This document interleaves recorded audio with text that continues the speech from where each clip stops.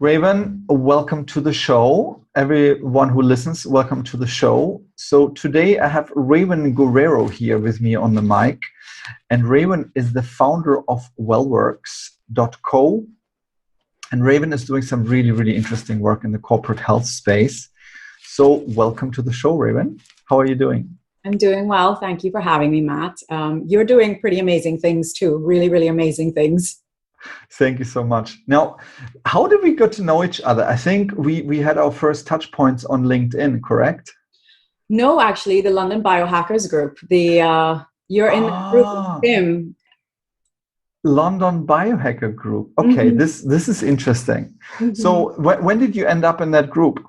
Last year, like in February 2000. Actually, no, before that, it was sort of like, it was in 2018. 2018, I was in that group, yeah. Okay. And what were your experiences? Were you in contact with biohacking before that at all, or? Yeah, a little bit, because I was always one of those people. I'm an early adopter of the Aura Ring. Exactly, Fellowship of the Ring. Anything into like digital well-being and digital tech, like I've always kind of been involved in that, probably because of my old life in banking, where we were always like exploring, well, what's the latest sort of gadget that we can use to track health, right? So the London Biohackers group was my sort of like first introduction to you. And you always commented on Tim's posts, and he was always hosting all these fabulous meetups. But I never made it to any of them because I was sort of like living between two worlds. I was kind of back and forth. That was the year that my mom had cancer. So I was back and forth to Trinidad and England a lot. I wasn't really in one place for very long. So, but yeah, I was always up to speed on what everybody was up to. I knew they were having these wonderful monthly meetups and all this connecting of like-minded people, which in a big city like London, you'd be surprised. It's like not a huge movement, or it wasn't back then. It is now. Like things it's getting bigger. Yeah. Oh yeah. It's getting huge now. And I actually send a lot of my clients into that group because I'm like, listen, if you want to be on like the cutting edge of everything that's going on health-wise, digital health-wise, just how to hack your health and optimize everything. I was like, this is the place for you to go. So, and they love it. They love when they go. Tim actually sent me a message a couple of weeks ago. He just said, thanks so much for sending so much people to us. So right now you're a founder of Wellworks. So you are doing some great stuff in the corporate wellness space. So as far as I know, you take on a lot of female clients from the corporate world, and you do like a whole tune-up. You turn them into the CEOs of their own health, which is it's an amazing brand idea. So tell me, how did you end up in that space? Why did you get into health on that level? So the short version of the story is I was in banking. So I was in corporate for 10 years. I led a well-being program for 5 years out of those 10 years. And, I was firsthand witness to all the terrible side effects of what corporate culture can do to people, how you can be burnt out, exhausted, and not realize why, because you keep going to your Western medicine doctor who just gives you pills, right?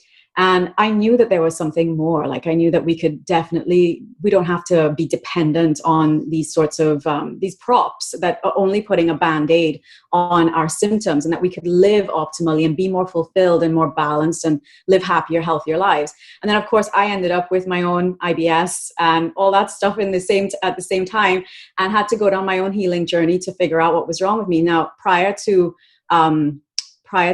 leading the wellbeing program, I'd actually trained as a CBT hypnotherapist because anxiety was something that ran in my family. And then, through learning about genetics and stuff, I realized like I do have genes for these things. And you and I have talked about this, like our SNPs and what they mean. And I wanted to learn about non-pharmaceutical interventions for helping people with anxiety and helping them with stress. So CBT was the first, and hypnosis those were sort of like my first forays into mind-body medicine. And then when I developed my own IBS and I couldn't solve it with hypnosis, I'm like, okay, got to dig deeper, got to figure out what's going on here. And I'd invited a nutritionist to talk at work, and she was there talking about antibiotics and how it wrecks your gut and all this stuff and she's listing off all the symptoms. I'm like, oh my God, that's every single thing that I have. And I'm like, I need to go see her.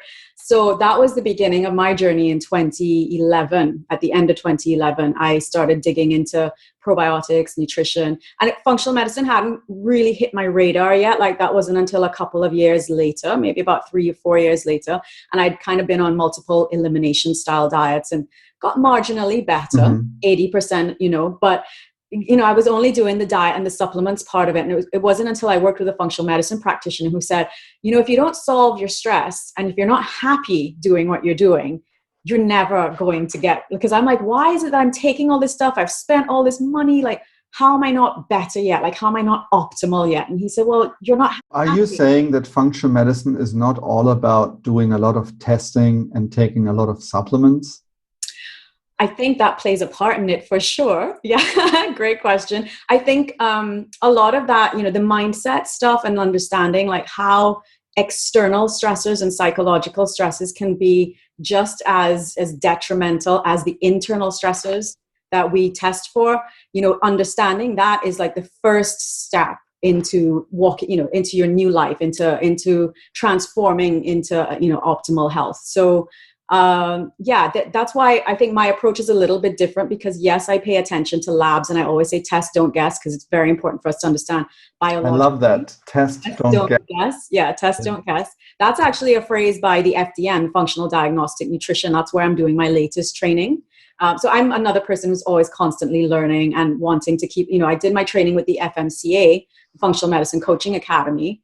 And now I'm doing training with the Functional Diagnostic Nutrition course. That's Reed Davis, right? Yeah, he's that's a legend, right. Total legend in that space. Yeah, he is. He's pretty cool. He's been around the block for a few years as well, didn't he? 20 years? Yes. Yeah, 20 years he's been doing this. I think he's been a nutritional therapist for a really, really long time, and then teaching. I think he's one of the first health coaching schools or courses ever, to sort of like hit the market. Amazing. Just hasn't been huge in Europe up until, I guess until now. Now we're talking about it. Yes. So, Raewyn, tell me about who were your mentors that really moved you and inspired you to go deeper with your own health? Jeffrey Bland, Mark Hyman. I got all of Mark Hyman's books when I first started out with all of this. The Ultra Mind Solution for me was like a game changer. For me as well. Yes. Yeah, Jeffrey Bland. It's a great book. Amazing, yes. Datis Kharrazian, like I kind of like love him. Anything to do with like, why isn't my brain working and how can we like optimize brain health? He's a bit of a guru to me. Trying to think. Well, like I love the disease delusion. A couple other people who are high up on that. I mean, there are a few, but even like Tony Robbins, I'm a huge fan. And I didn't used to be, but huge fan, because he talks a lot about like, how can you hope to live an optimal life if you're not eating well, if you don't have the energy to live that life, which is why eating right is such a big part of the whole, food as medicine movement and the functional medicine movement. You've got to be able to nourish yourself, put the right kind of fuel in if you're hoping to achieve the results in your life and to be fulfilled and to have the energy and the drive to be motivated and to excel at whatever it is you want to, pursue your passions, pursue your career. How do people in corporate end up in a bad place? Why do people get sick and burn out? So they sit around watching back-to-back episodes on Netflix, and they sit at their desks all day and they eat 3 meals a day at their desks that they order in, and they run from meeting to meeting without breathing in between meetings.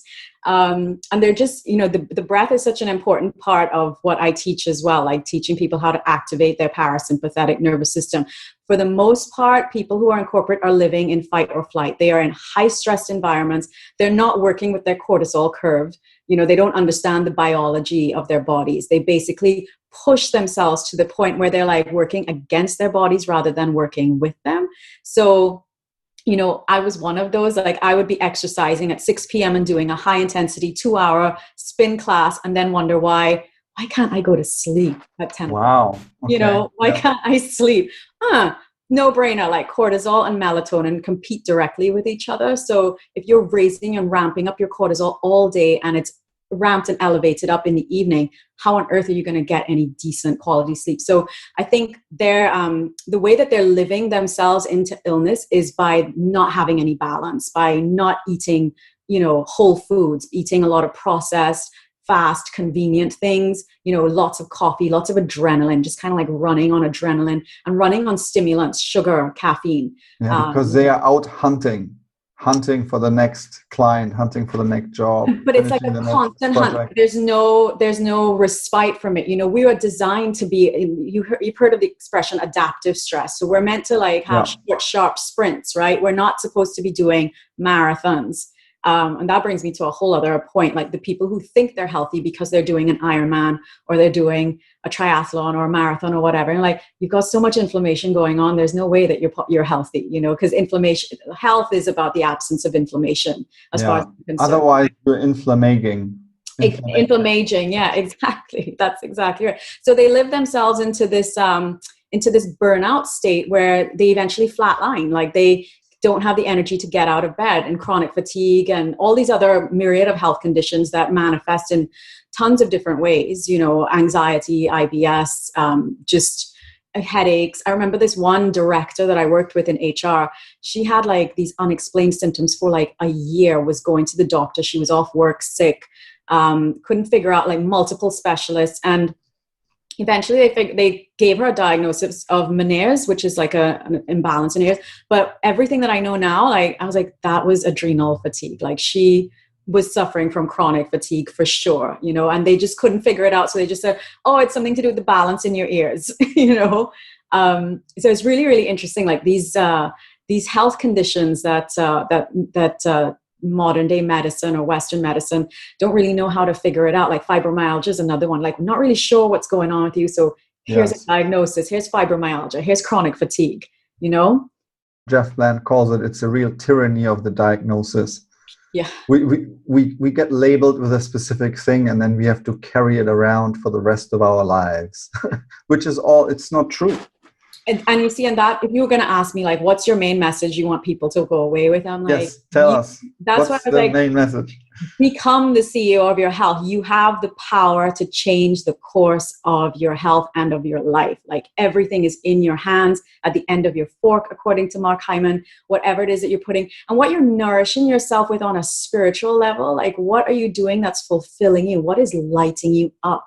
Psychodynamic counseling and therapy, I moved away from all of that because I thought it spent so much time on people rehashing the past and the things that hurt them and that were damaging. And then they, it's like you open up a wound, but you don't ever close it up. And the way that CBT and positive psychology and the way that I work, it's like, we're all about, well, what's the vision for the future?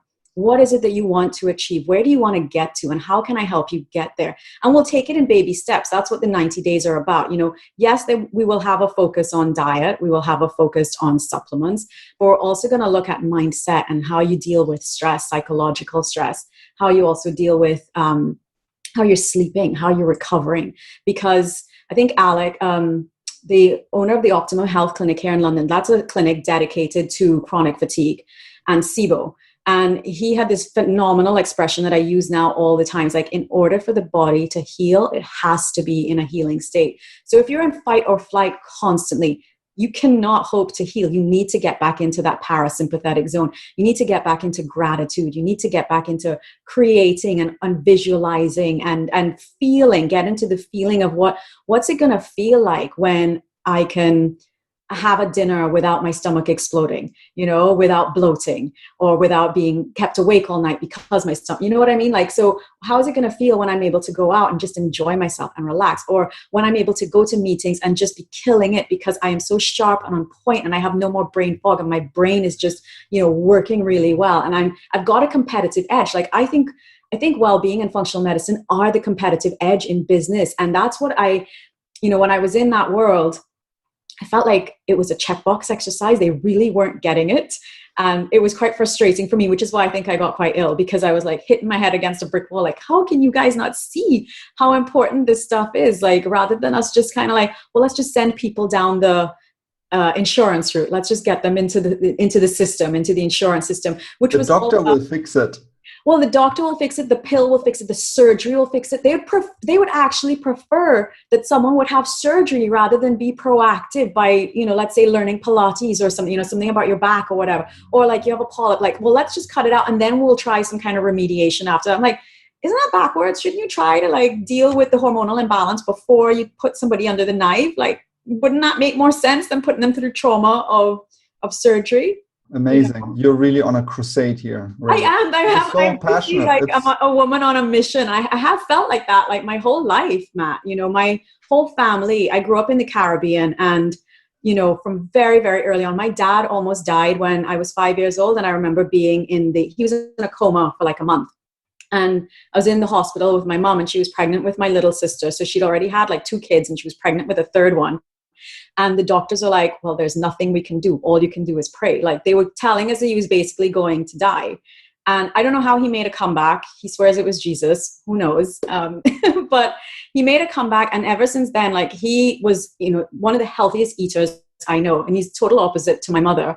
She ate everything in sight that wasn't good for her. But I think he taught me a lot about that. And he actually used to run, funnily enough, a health insurance business. And he set up one of the first 24-hour pharmacies in the Caribbean. But he always kind of had a vision that, health wasn't about taking drugs. He liked creating these wellness centers. And that was sort of what he was famous for back home, like these well-being centers that had like everything under one roof. Like, you had your optometrists, your dentists, but again, allopathic medicine, right? So I've been surrounded by that my entire life, and he's always creative and always building. I'd see him at midnight on the computer working on schematics for like the new layout of the new clinic or the new well-being center. And I've been around that like since I was a very, very young girl. This is really fascinating that you talk about this right now, because I have not heard this part of your story yet about your dad. Yeah. And I really think that, we get different energies from our feminine lineage and our masculine lineage that we get from our parents. And so I think a lot of business drive and all of this type of power really comes from the masculine energy that we all have in us. So females have masculine and feminine energy, males in the same way. Mm-hmm. And so this is really fascinating. I can really understand now more why you work the way you work. Because when I follow you work on LinkedIn, you're putting out so much stuff, like high quality content all the time. It's amazing. Thank you. Well, this isn't a job for me. And I think that was the thing that a lot of people are like, well, this is a nice to have. And I'm like, no, this is crucial to how we live and how well we live into old age, because, and it's weird. Like, this is actually the first time I've ever actually talked about my dad in this sort of space. I always talk about my grandfather because I'd seen him, suffer with anxiety and then dementia. And that was kind of like my first Damascus moment. But now that I'm talking to you, I'm realizing actually I've had like 3 Damascus moments where I was like, oh, it was my dad when I was 5. And then, when I was in my 20s, it was my granddad. And then the most recent one was when my grandmother passed away. And that's when I literally met Mark Hyman the day before she died. And I was so like fired up from meeting him.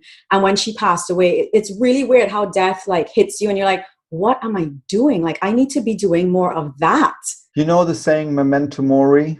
No. Remember that you will die. Oh, yes. It's when sometimes in really old Renaissance paintings, there's always a skull in the composition of the picture. And often there is the slogan of Memento Mori underneath.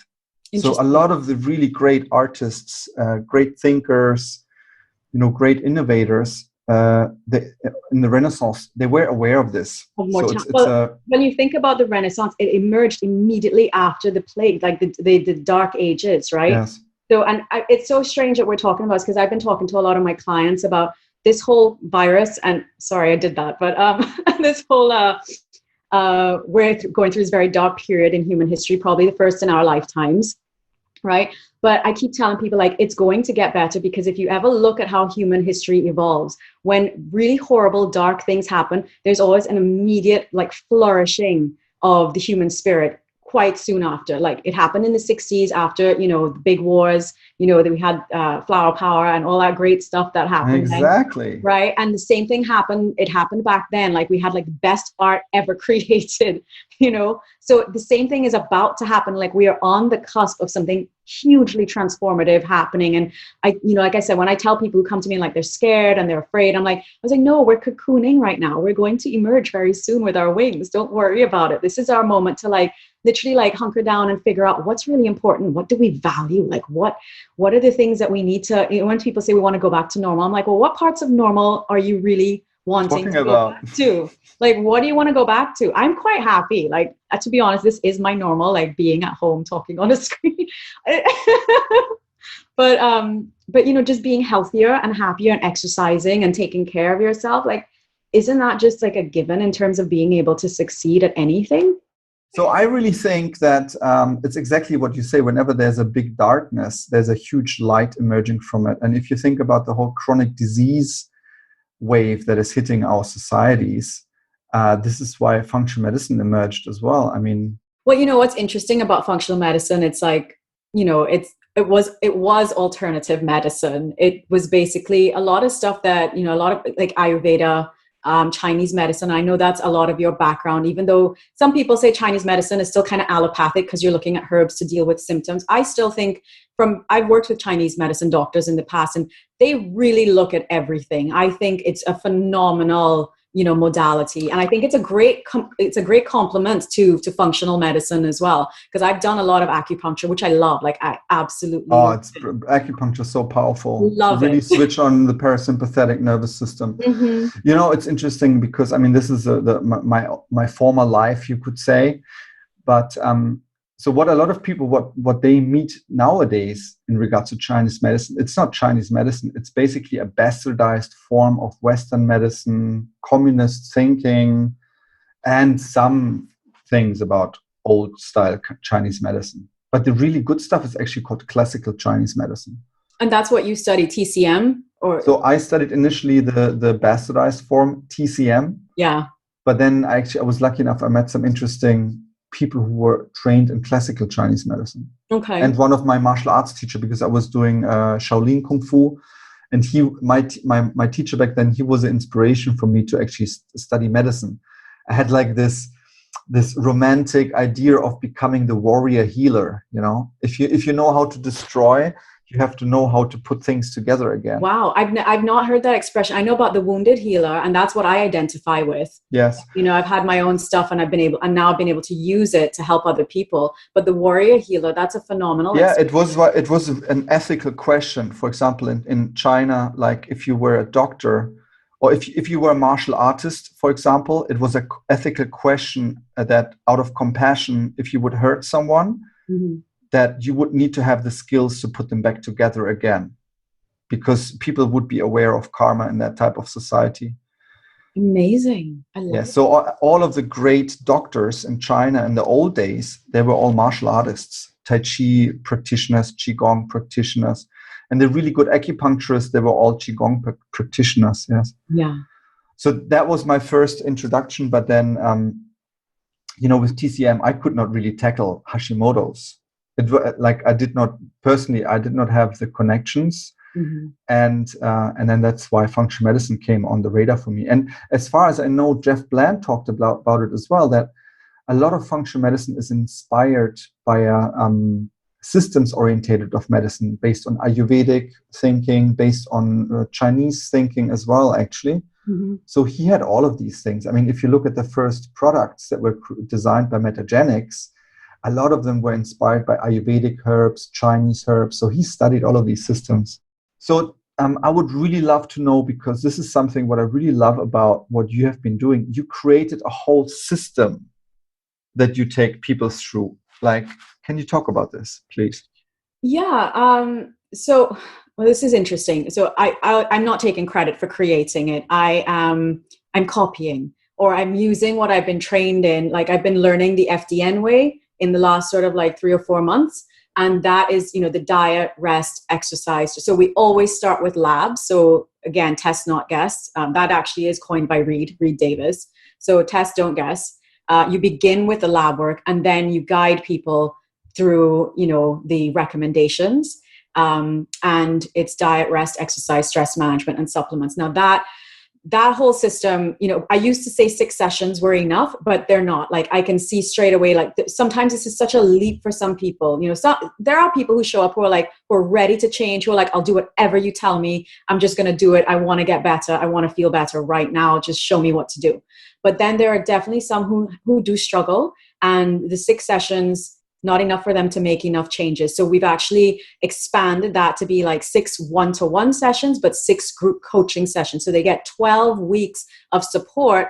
And also I'm available Monday to Friday, 9 to 5 through chat. Like, we have a secure chat feature as well. So that whole system is like, you know, there is like a teaching element that comes along with it, in addition to a coaching one-to-one sort of element that comes along. I think this is so great that you offer real-time chat support, because often you have to make these small decisions or key decisions in your daily life. And that's really then when you want to have your coach on your side. Yeah, or your medical doctor or your nutrition, you know, and I'm so blessed that, you know, I work with friends. Like, I am so blessed. So Nathan is the medical doctor that I work with, but he is also an AFMCP, and he has a postgrad in clinical nutrition. So he's been into all of this for a very long time. We've been friends for about 10 years. Actually, probably more now. And then Despina, who has got 2 masters in nutrition plus a master. She has an MBA because she used to work at Morgan Stanley. Sorry, not JP Morgan. She worked at Morgan Stanley and was a director for 25 years. Then found out she had Hashimoto's, and then decided to retrain in nutrition. So we've all kind of had our own, you know, we're wounded healers as well. I think Nathan was one of those doctors who had been tremendously overweight and was living on Kit Kats and Diet Cokes.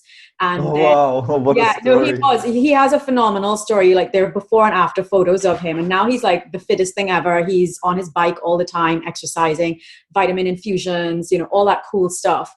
So I'm just really blessed that I work with the both of them, and that they're on hand whenever I need, and whenever our clients need as well, just through that chat feature. So we can have like group chats with people. And, you know, I always tell people, I said, please don't wait a whole week to tell me, oh, I don't think this supplement is agreeing with me, or I'm not sure this food's agreeing with me. Can I swap something out? Or I'm having a bad day. I'm like, don't wait a week between sessions. I'm like, if something's going on today, I want to know, you know? So Raewyn, I'm thinking of like, this is real health care. You guys care about the health of the people you work with. I like to think so. I mean, I don't know if you can see, but this is my mission. This is my life. And I don't like hearing that anyone's suffering unnecessarily. So if there's anything I can do to ease suffering, particularly with my own experience and knowledge of it, because I've lived through it, and I feel like I'm in a really good place to be able to guide.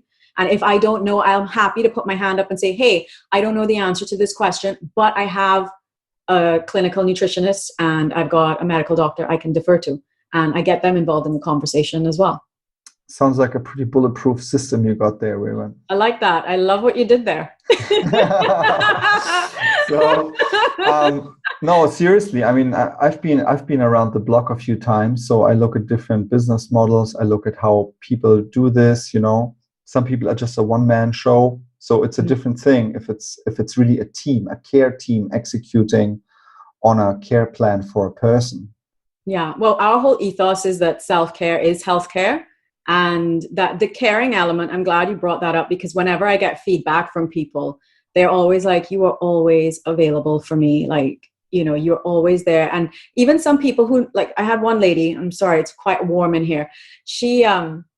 She had some issues with binge eating, and she's a vegan. I tend to struggle a little bit with clients who are vegans. And in fact, I'm going to say it now, I don't want to work with vegans anymore. They're a little bit tricky because they're deficient in so many things. And then because of that, they eat all the time because they're trying to like make up for the deficiencies. And then they have issues with their weight and their hormones, and they don't know why. And I'm like, well, you're deficient in, and then they're picky about the supplements. Like, oh, that's got bovine something in it, I don't want to take that. And I'm kind of like, do you want to get well or not? So the people I want to work with are the people like, I'll do whatever it takes, you know, tell me what to take, I'll take it. But this one lady, God bless her, she's such a sweetheart. She said, you know, even though I feel like I'm yo-yoing all the time, like one minute I'm doing really, really well, and then the next minute I'm not. She's like, I'm just so grateful that you do not judge me and that you're always there. Like, I'm just always so grateful that I know I'm having a bad day, I've fallen off the wagon. I know I can message you and you will help me get back on the wagon. You know, so that makes me feel like, okay, I'm doing my job. This is what I'm supposed to be doing. I can feel that.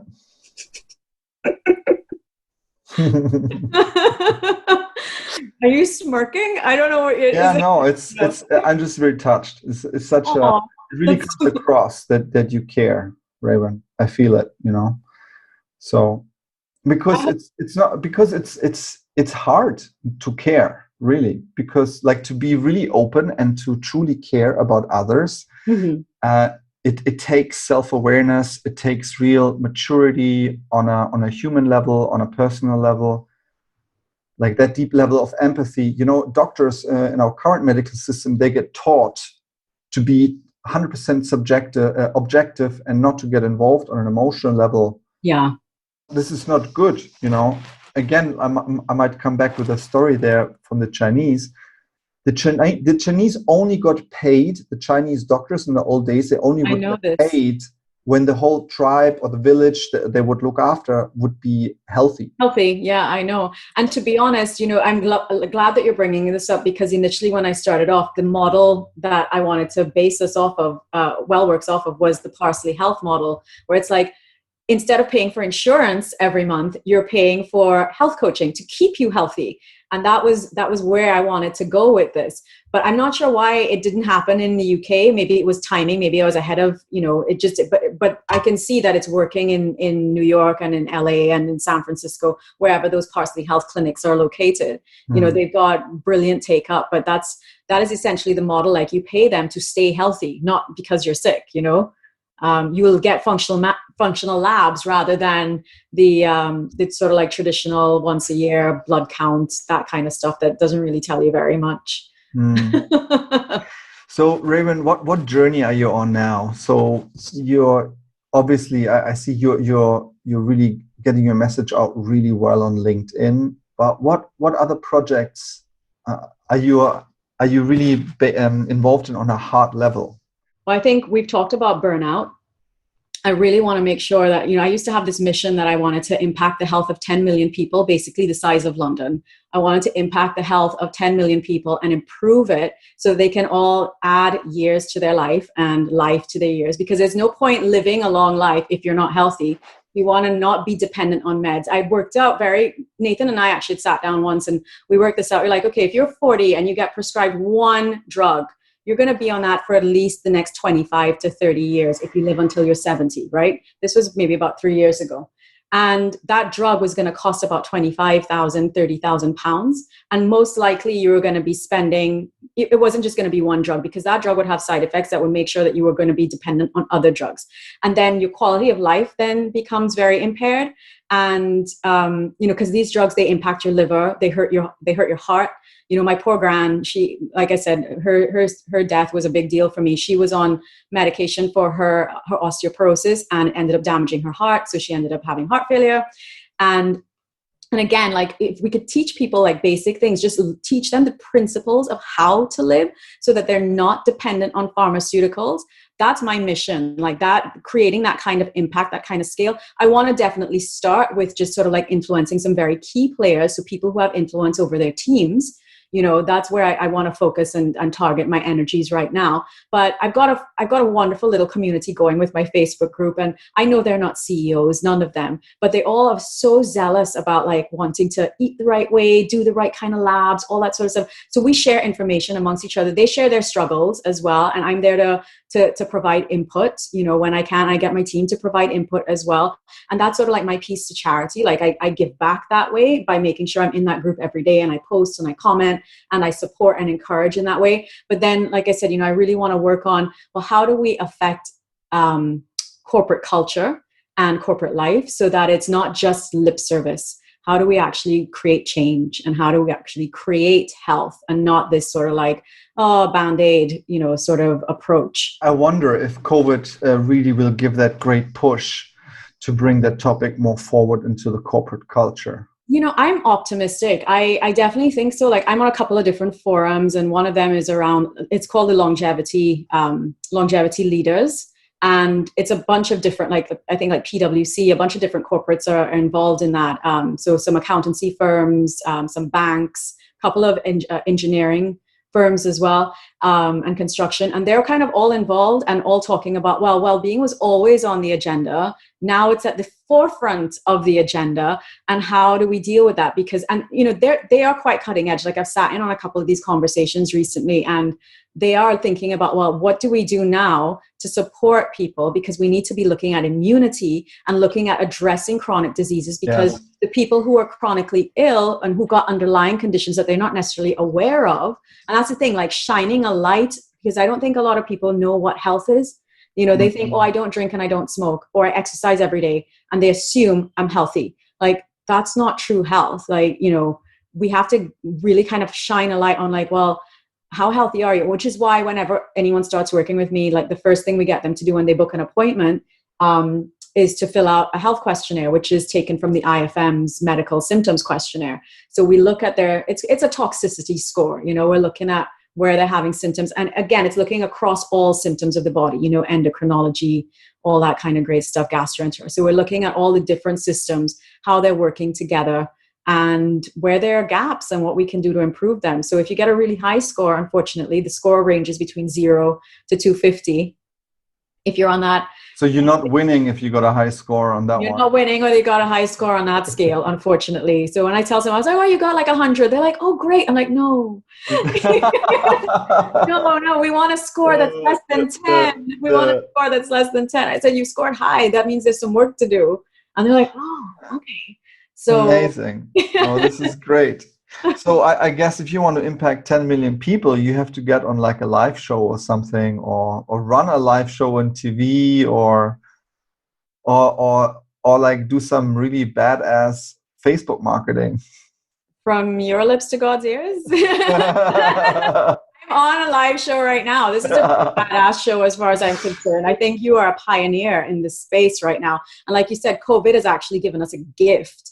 And, you know, the trick, well, I mean, I don't think it's a trick. A growth mindset is what people need to start adapting to. Yeah. Get out of that fear space and look at what's going on around you and think, okay, what is this teaching me? What can I learn from it? You know, every setback, and I use that term loosely, every setback is an opportunity for growth.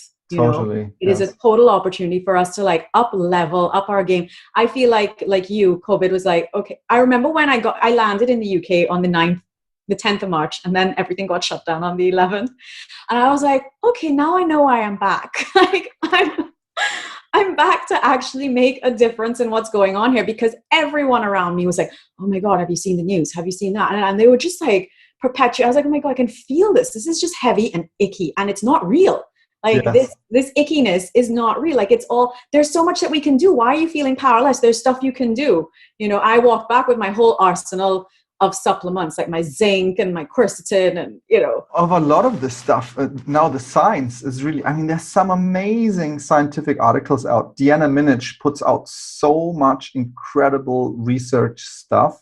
Yeah. You can't argue with it. Or Ben Lynch, like he's my crusader. He's my wellness crusader. He's, in fact, if you were going to say one of my big influences, like Ben Lynch is like, he's the man. He's a crusader. I wanted to say something to you as well, what you said about COVID being really an accelerator for development. And that challenge often makes us better. You know, when the Japanese forged a sword, like the Japanese samurai swords, it's one of the most durable steels ever. Mm-hmm. And it is that strong because it's getting put into fire again and again, and then it's getting hammered again and again. And so this is why it's turning out to be such a fine blade. And so the Asians, they know about this too, that often it's a struggle and the challenge that really makes us grow. Yeah. Well, I say that discomfort is the currency of growth. Discomfort is the currency of growth. So the more uncomfortable you are, if you're comfortable, you're staying where you are, you're staying stagnant, you're staying stuck. You know, if you want to move forward, you need to feel a little bit of heat. Yes. Or totally. a lot of heat. If we stick with your blade in the fire analogy. What else? Okay, because this is a live show, you have to give us your top health hack. Rest for success. Rest as a strategy for success. That is my number one. You know, like I said, hypnotherapy was, the first thing that I fell in love with, and calming down that nervous system, living with intention. So I have top three. I'm going to give you three. Okay. So rest for success, test, don't guess, and live with intention. So wake up every day, setting the intention that today's going to be a good day. I'm going to get stuff done, and get into the embodiment of that. Like, what will that feel like when you go to bed that night? Like, I've had the best day. I've done what I came here to do, so getting into that space of living with intention, and maybe sitting down and creating a routine. Like, that's something that's been new for me. Like, I kind of, I'm an air sign. I don't know if you're into astrology, but I'm an air sign. So I can kind of be a little bit. I'm totally into astrology. I'm actually a double Aries Gemini. Oh, that's wild. so I got like this amazing energy to fire. Yes. But then there is like this air sign behind it. Like, ooh, let's look at this. Oh, this is interesting. Oh, wow. So that's really interesting, because I've got like two water, like Cancer is my moon, Scorpio is my ascendant, and I'm obviously a very, very Aquarian. So the thing about that means that, I can sometimes be a little bit like, not really love routine, kind of be a bit rebellious, not really want to sit down. I'll just like wing it and do things. And who is this, the Aquarius? Yeah, that's the Aquarian. Yeah. Yeah, the Aquarian is kind of like floating around and just kind of like, everything will be all right, just kind of a hippie. But since COVID, I have to tell you, that hippiness has just like evaporated. I have literally just kind of I'm like, right, got a routine. I sit down each night. I plan out what my day is going to be like the next day, and I was like, I'm living with intention. Like, I used to meditate a lot and visualize a lot, but now I'm actually like consciously sitting and planning, like not while I'm in a semi-conscious state. I'm like conscious. So yeah, rest for success, test, don't guess, and live with intention. That's my Very nice. I love it. Raewyn, thank you so much. This was a great interview. Thank you so much for coming on the show. Super happy we've done that. I've had a lot of fun. I think we should do it again.